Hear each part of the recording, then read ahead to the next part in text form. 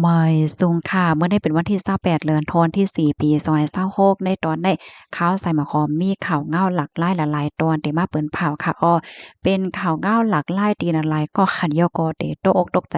บางก็สัมป้อมเคยยุ่มว่าเป็นรองแต้5เนี่ยเนาะก้อยก็ว่าเป็นรองแต้อันเกิดขึ้นในโลกลมฟ้าลงในนะคะอ้อลองตั้งมันเป็นหือในเฮาค่ะมารับถ่อมด้วยกว่าค่ะเนาะอ่อนตั้งเปิ้นได้ก็มาถ่อมด้วยข่าวเงาฝั่งปังหลายเยี่ยนเป็นสีเหลืองกว่าค่ะ เมื่อวันที่27เดือนธันวาคมที่4ปี2026เนี่ยมีข่าวเงาออกมาว่าเปิงเป็นกรุงเหลียงตั้งนำตั้งหลายถูกย่าขอนนำในพาดขึ้นฝั่งตีเมืองมีบัตรเมืองโอมานค่ะตั้งปอดวันออกกลางค่ะเนาะถึงที่เฮ็ดให้ฝั่งปังหลายในเยี่ยนเป็นสีเหลืองโลงกว่าคาแค่พังแลคลิปวิดีโออันใดเนี่ยก็ลืดหลังกว่าในหลกลงฟ้าหลงในเอาลงได้ก็เลยฮู้ว่าเป็นกว่าเมื่อวันที่21ถึง22เดือนธันวาคม ปี2026ตีป่นมานั่นค่ะลองตั้งไล่โหย่อยแย่มันเป็นหือไหนเฮามาหับถอมด้วยกว่าเที่ยงเป็นตอนค่ะเนาะตอนที่1ค่ะก้นตั้งน่ะมีความถามว่ามันเป็นอีหังในเฮียงเลยเป็นจังไหนเนี่ยค่ะก้นวานแลก้นแอวแลเขาครบทบหันกงเลี้ยงโตเล็กๆเนี่ยค่ะเป็นลายตันนะคะอ้อม ป่อมาเฮ็ดแนวก็เฮ็ดให้ฝั่งปางหลายในเยียนเป็นสีเหลืองลงกว่าปยอก็มีเสียวอายเคี้ยวลงไว้เฮ็ดได้ว่านะถึงตีภูมิปนพรเขา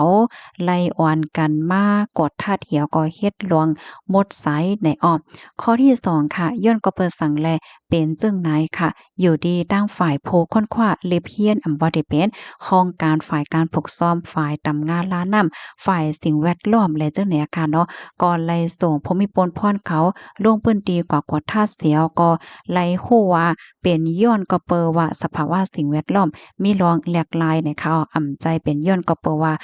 หญ้าไอ้ก้องไอ้งวดหังเฮ็ดจังไหนก็อำจือในค่ะนะภูมิพลพรเขาลาดว่าออกซิเจนในน้ำมันอีกค่ะนะ เกิดขึ้นเปิงเป็นเปลี่ยนไปแลกลายในน้ำนั่นค่ะน่ะเนาะเหมือนเจิงว่าออกซิเจนในน้ำแน่มันลดยอมลงเสียก็ถึงตีกงจังได๋ขาดเหมือนเจิงว่าล่มถ้วยใจจังเนี่ยค่ะเพราะว่าออกซิเจนลดยอมเนี่ยก็ล่มถ้วยใจมีมเป้งป้อมีมกลมโทนมีเฮ็ดให้ก็ถึงที่ป้อเซ็งสาใจกว่าเนี่ยค่ะปยอก็ตั้งกัดตั้งใหม่นำในปังหลายนั่นมันมีลวง เป็นไปหลากหลายหนังไหว้ไพ่เนาะถึงตีกงเหลียงในมันก็หับขามอำไลน่ะเพราะว่าเฮาค้ามาด้วยก็มันเป็นฟิงฟ้าราสีแลกหลายเนาะพี่น้องเนาะเหมือนจังว่าก้นเฮาค้าหญ้าอยู่ในกำกัดกำไม้ว่าซังว่าเฮ็ดเนี่ยเนาะฝ่ายหนึ่งเนี่ยก็ขวานนำแน่นำมันเจียวแห้งน่ะอาล่าเนี่ยแหวก็พัดเอาอันเป็นกงตีอันโอนๆอ่อนๆอยู่อำนั้นก็ที่มันเซ็งใจกว่าเย้านั่นแหวก็ขึ้นมาที่ฝั่งปังหลายตั้งนำตั้งหลายเนี่ยลวงในๆเจ้ามันยามเป็นเฮ็ดป5ไหนยามเป็นอยู่ว่าตั้งฝ่ายพวกโรงเรียนเขาลาดว่าเปิงเป็นอันใดใกล้เป็นอยู่เนาะ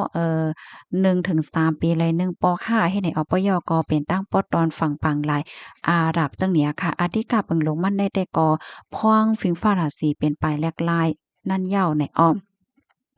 ตั้งฝ่ายภูมิพลพรเขาก็ปันฟังเติ้นปั่นก้นวันก้นเมืองว่าอย่าเพกว่าเอากงเจ้าแน่มากินน่ะโกมันจังเป็นเพเฮ็ดไหนอ้อพี่น้องเฮาค่ะหันแค่พังนายาวหันเถินจังหือพองค่ะจ่องพี่น้องเฮาค่ะยามหันแม่นสิปอค่ะอยู่ๆก็ซัดในน้ำว่าจังหวะจังไหนเลยรู้เลยเสียงกว่าตั้งน้ำตั้งหลายว่าจังหวะจังไหนค่ะนะเปิงเป็นปอกกำได้พี่น้องค่ะหันถึงว่าจ่องมันหลีโกเนาะพันตั้งหันถึงมาเลยค่ะข้าวใส่มะหอมได้หันยาวตกใจได้ค่ะนะลีโกนะคะเนาะเพิ่งเป็นสภาวะได้ อันไรที่ห่อมย้ำหาเนาะก็หันมาว่าเจ้าเนี่ยเนาะวนด้วยขะลอสังเจิงว่าเป็นพ้องที่ตึกกว่าเล่นนำอยู่ยาจังในที่หือนั่นลูกดีข่าวเงาโหนในเสแลกำได้เฮาคามาถ่อมด้วยข่าวแทงโหนึงอันนี้ก็หลากหลายค่ะเนาะมันก็ได้ว่ามันใจเตโยได้เนาะเป็นรองแต่ขาเงึกมาแหลมาเอี่ยวเข้ามาดีโคงลือเศร้าในวันนี้เมื่อวันที่25เดือนธันวาคมปี2026ได้มีข่าวเงาออกมาว่าก้นเหตุการณ์ที่ คงลือเศร้าตีหนึ่งขาดในจึงเมือง